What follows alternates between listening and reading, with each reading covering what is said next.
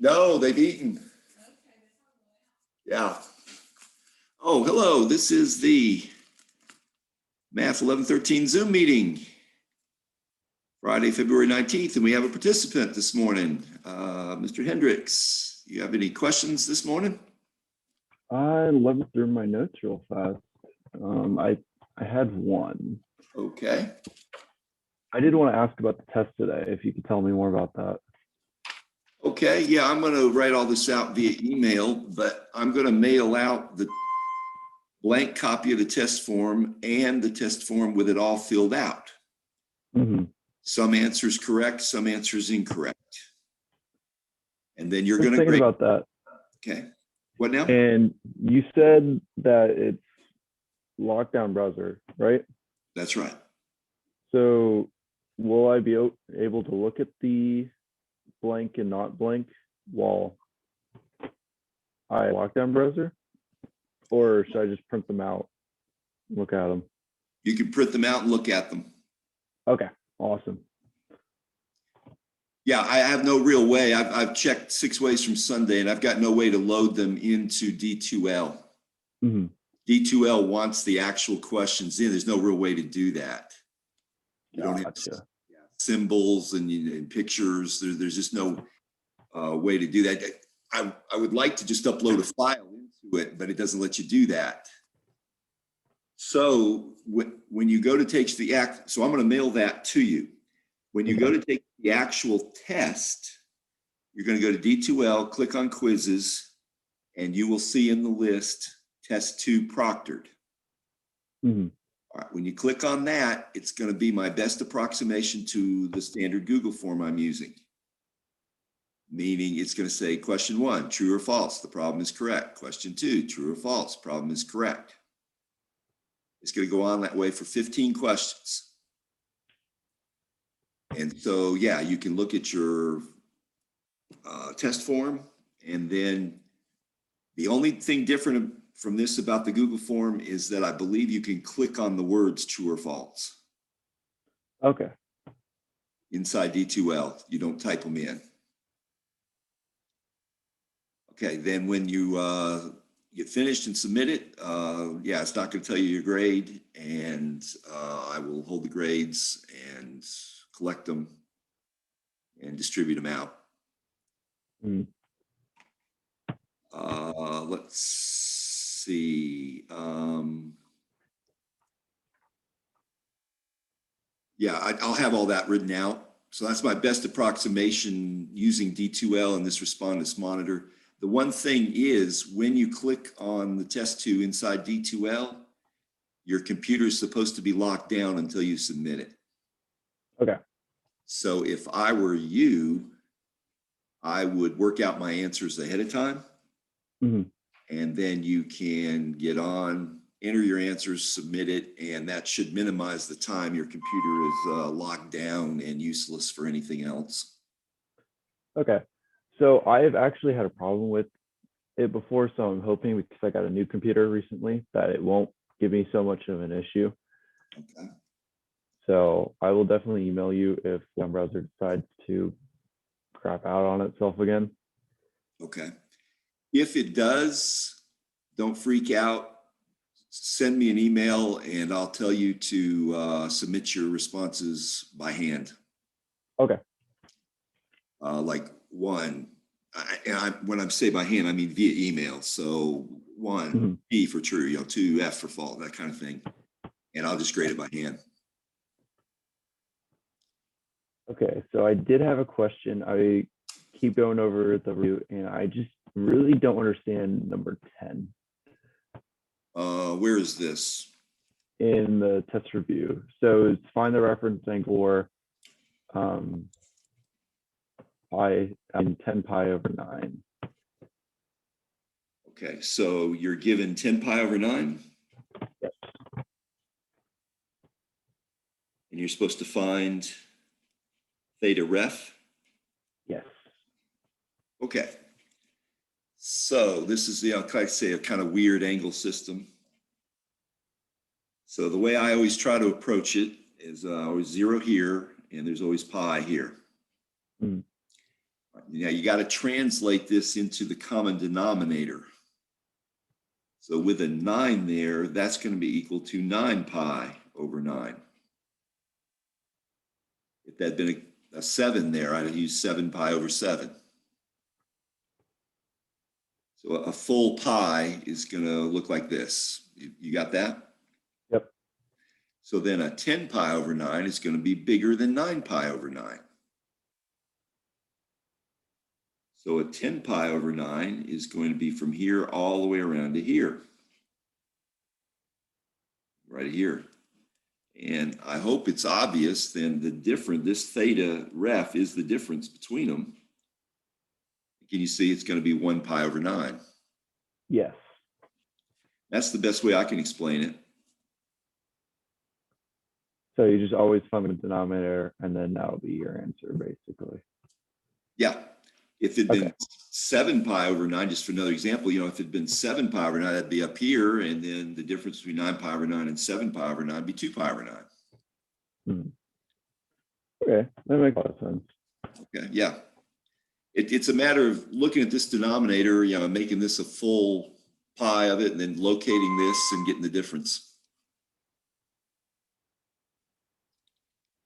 I think other than that, I really don't have any questions. Okay. So I'll just sit here as you do your thing. Well, okay. And like I say, it's early in the morning. Don't feel obligated. Don't hurt my feelings or anything. But yeah, if you don't want to see anything worked, what I usually do is pick a few problems from each section. I mean, I could use the extra review, so I don't mind. Okay, no problem. So yeah, that's what I do. And if you've got nothing else, I'll usually, end it around 8:30 or so. Okay. Let's see. Yeah, because I like to make my bosses know I'm actually earning my money.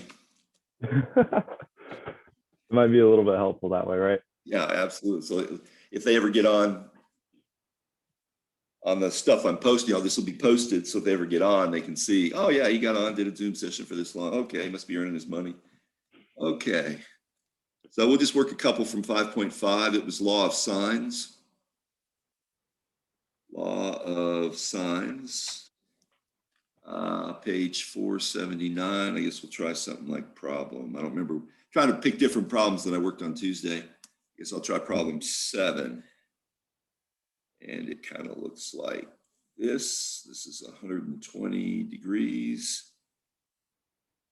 45 over here, 36 over here, theta here. And they're going to want you to find theta. They call this A, this B, and this C. And this is integer precision. We try to make a big deal.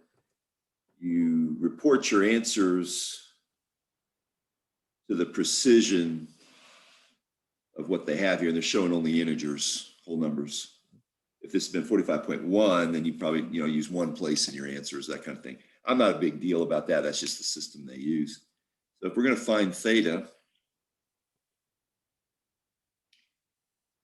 let's see, what do we have here? I always start with my unknown.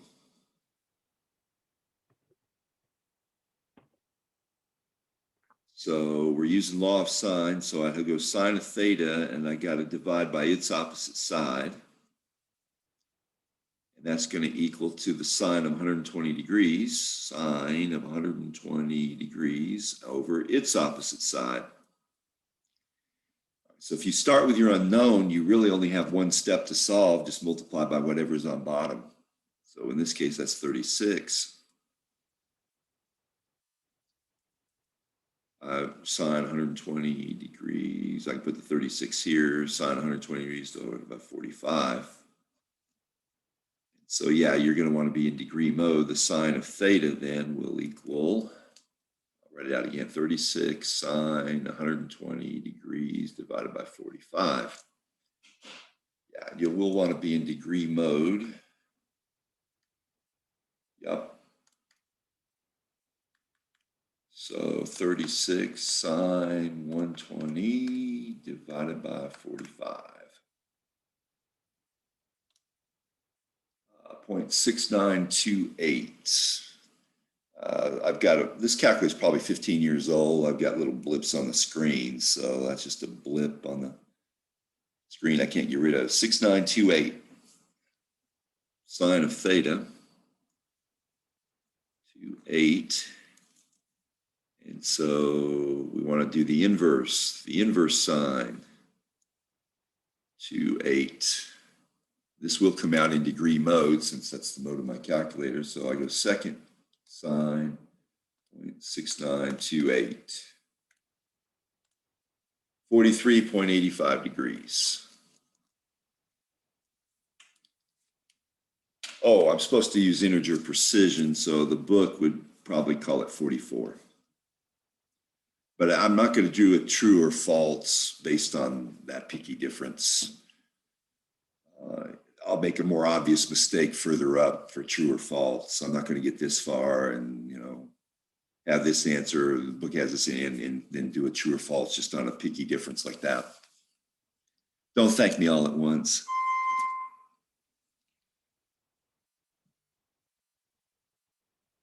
All right, let's see.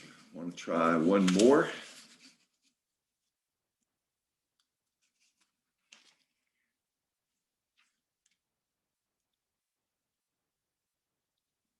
How about one like 15, page 480?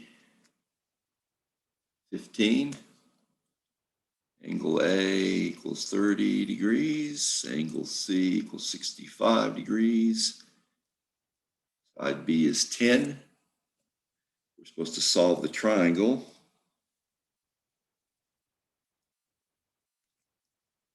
Which means find all sides and angles. I always stick to their standard diagram. If you look back on page 475, they put the A there, the B there, the C there, and then the small letters are opposite the big letters. If you do that and line stuff up, then you should get the book answers. That's their system. Otherwise, I suppose you draw it any way you want, as long as you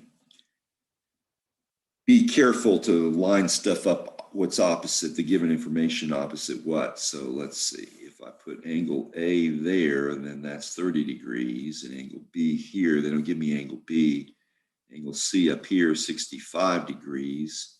Little b being opposite big B should be over here, 10. And yeah, we have an angle side angle problem. This is angle side angle. And so yes, that's use LOS, law of sines. All right, so we're supposed to find all the sides and angles. That would be A, little c here, and angle B, we'll call it. All right. If I've got two angles, I always go for the third angle first. You're going to need it, and you're supposed to solve for it anyway. It's really easy. So angle B takes 180 degrees, subtracts 65, subtracts 30.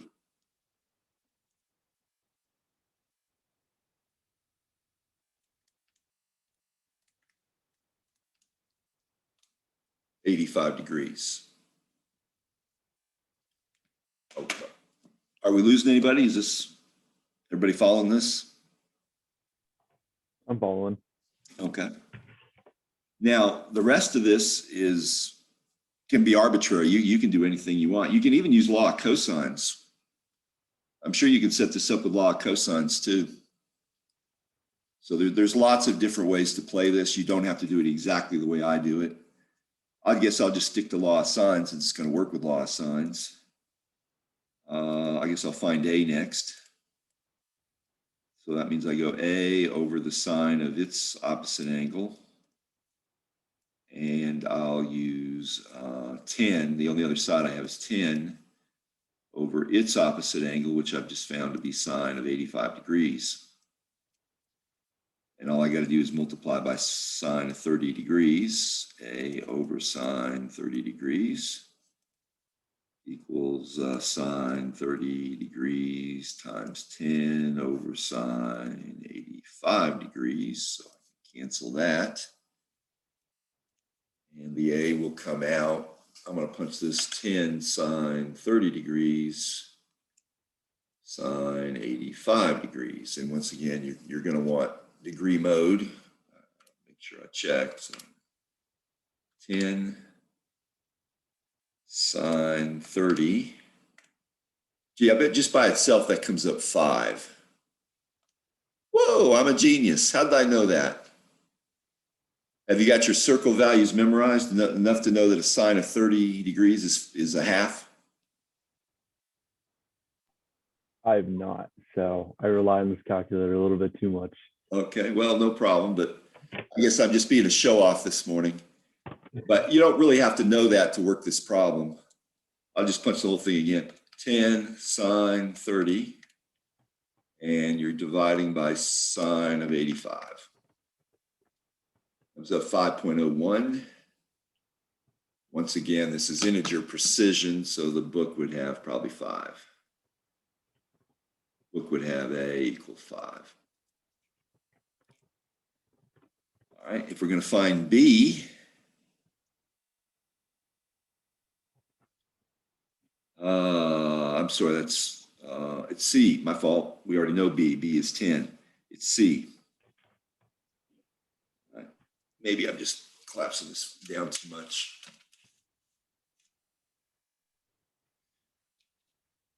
C over its opposite angle is sine 65 degrees. And we could easily see this is where you got your choice. You either go the A we just found over sine 30, or we can do the B over 10. I guess let's stick to B over 10. And B was 85 degrees over 10. So it'd actually be 10 over sine 85 degrees. But you can use the other one too. So the C, can you tell, is going to be 10 times sine 65 degrees, speeding it up a little bit, divided by sine 85 degrees. Just multiply both sides by sine 65 degrees, sine degrees.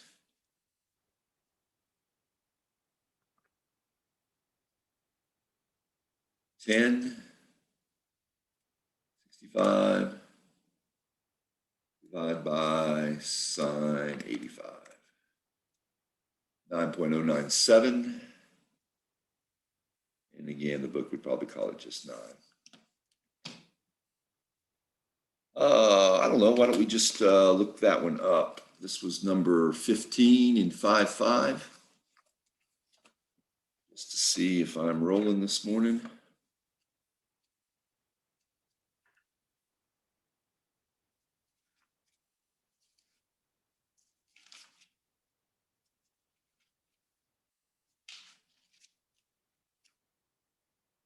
$5.515. Oh yeah.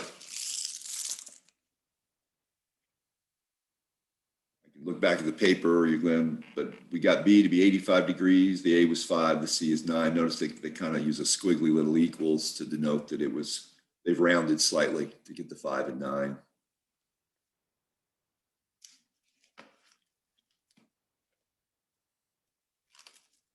At least you got one of them right. It's embarrassing when I look them up and I'm wrong. It's happened a couple times.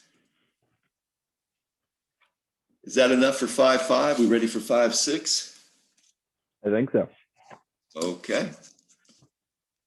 5.6 was law of cosines.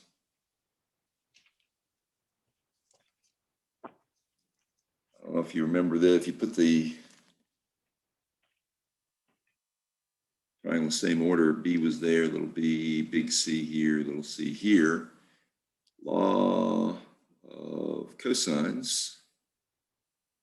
Kind of a modified Pythagorean theorem. I guess I'll just use A squared. And it's the other two sides squared minus twice those same two sides cosine of big A. Again, the scheme demands that these be opposite. I don't know if you had a chance to catch Monday's video, but you familiar with the law of cosines? Yeah, I think I'm caught up a little bit on them. Okay, I only use this form of it, whether they give me an A. If they want a side, then it's pretty much just arithmetic. You just have to take a square root at the end to undo this square. If they want the angle, I always write this down, and then I don't memorize a separate form for it. And that means you got to subtract this, divide by all this, and do an arc cosine. So a few more steps, but still pretty straightforward. Let's see. I don't remember doing number 5 on Tuesday. About page 486, number 5. 25 here, 25 here, put C there, A there, B here, and an X, and then this is angle 140 degrees. So this is classic side angle side. We tried to show on Tuesday that you can't solve this by the law of sines with this given information. You always have 2 unknowns. And that's how or why they figured out the law of cosines. So to find x squared is then equal to the other 2 sides squared minus twice those same 2 sides cosine of the 140 degrees, the angle opposite x. And so it really is a matter of just punching that out once. You will want to be in degree mode. 25 squared plus 25 squared, subtract 2 times 25 times 25. Let's see, get that up. Okay, so there you are. And then you want to end with cosine of the 140.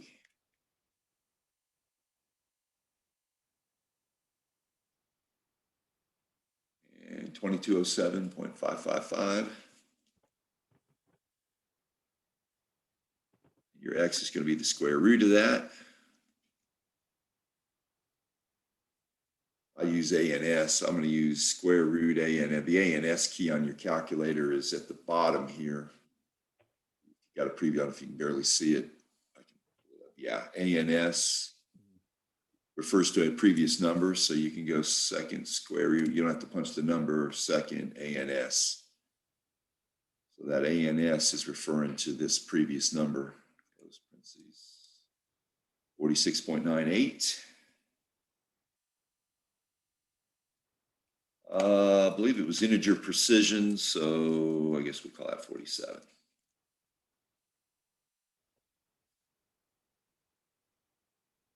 Questions about that? Nope, I got the right answer. Okay. So why don't we try one more here? How about we set up one?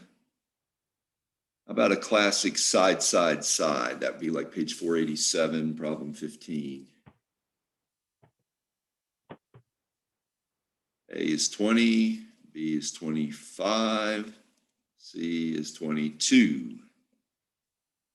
And we're supposed to solve the triangle.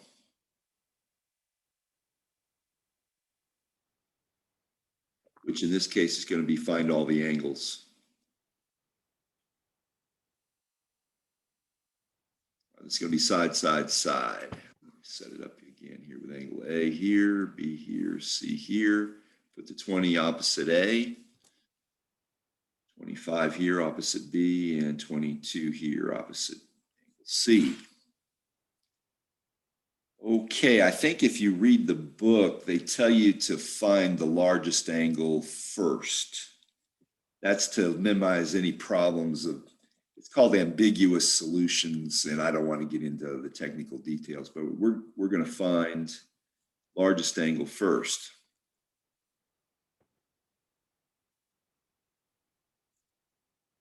Can you tell that's B? Yes. Because it's opposite the largest side. Yeah, see, your angle is the spread of these lines, and so the largest length across is going to have the largest spread. So what I do, see if I'm going to find angle B first, I need to start with the 25 across the squared and the other 2 sides squared, minus twice the same 2 sides, cosine of B. All right, I'll just write it out. You'd have 25 squared, subtract 20 squared, subtract 22 squared. Can you tell you're going to divide by the -2 and the 20 and the 22 equals cosine of B. All right. And one way you can tell something's going wrong is if it comes up bigger than 1. Something's screwing up. Remember, cosine and sine always less than or equal to 1. You can put in a bunch of parentheses if you want. I don't particularly like that. Yeah, it gets confusing, all the parentheses. Let's see if I can get both on. 20 squared. I'm going to subtract 20 squared, subtract 22 squared. So your top's -259. All right, and then I can just divide by the individual pieces. So I divide by -2, divide by the 20. Notice I'm still bigger than 1. That's because I got to divide by the 22. 0.294. Always like to point out, you understand what this means, how this relates to the circle? Yes, I believe so. Okay, okay, good. Because basically it means you've got a positive x coordinate. You've got some angle B with an x coordinate of 0.2943. Yeah, trigonometry is a very physical side, even though it might, the numbers may look like they come out willy-nilly. They do have meaning. The circle. So then when I want to find angle B, I do an arc cosine, inverse cosine of 0.2943. I could use the A and S key if I wanted. Maybe I won't this time. Cosine 0.2943, 72.88 degrees. So I found my first angle. I usually keep the places just to try to keep more accuracy, only round to, it's integer precision, only round to that at the very end.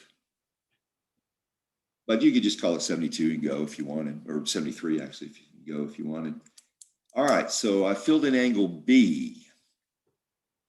All right, I always, on the angles, try to think, they all add to 180, but with only one angle, it still doesn't help you. You got to get to another angle.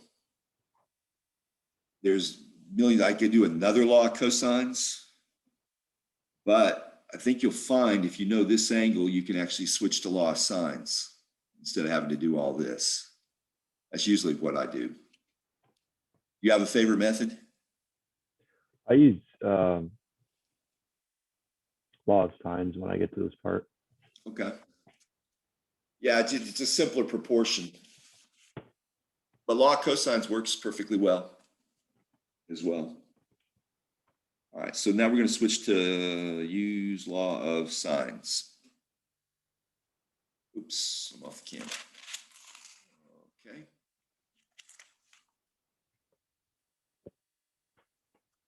All right, now I would want to start with 25. I'm going to find, let's see, I guess I'm going to find angle A. So I don't know if you get both on the screen here, but I'd play at 25. Well, no, I would start with my unknown. So if I start with sine of A, wait a minute, I know angle B. Well, sine of A over 20, that's right. Sine of A over 20 over its opposite side. So I get sine of A over 20. All right, then I'd have to play at sine of angle B. I'll go ahead and write B. I know that's 72.88 degrees. And it's over or opposite 25. So there's a valid setup. You could also set it up with the other angle C as well. So can you tell this means sine of A is going to be 20. Sine of 72.88 divided by 25 degrees. So sine of A, 20 sine 38 divided by 25.7645. We'll call it 7646. And so then A is now the arc sine, 7646.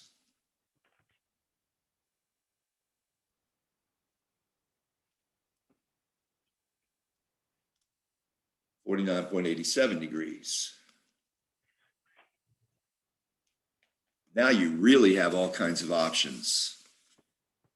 To get the third, you got to find the third angle, find C. You could use LOC, LOS, or Pythagorean theorem. In math, Pythagorean theorem, we generally, to keep student complaints down, try to do things the simplest way possible. So what do you think is the simplest?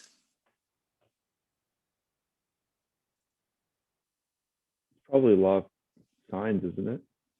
Well, if you know two angles, don't you think it'd be the Pythagorean theorem? Oh yeah, it should be. Yeah. So your C should be 180 degrees, subtract your other two angles, which were 72.88 and 49.87. Yeah, once you know two of the angles, the Pythagorean theorem is the simplest thing in the world to use. 72.88 subtract 49.87. 57.28 degrees. So if I want to collect my answers, round them to integer precision, I'd have 73 degrees, 50 degrees.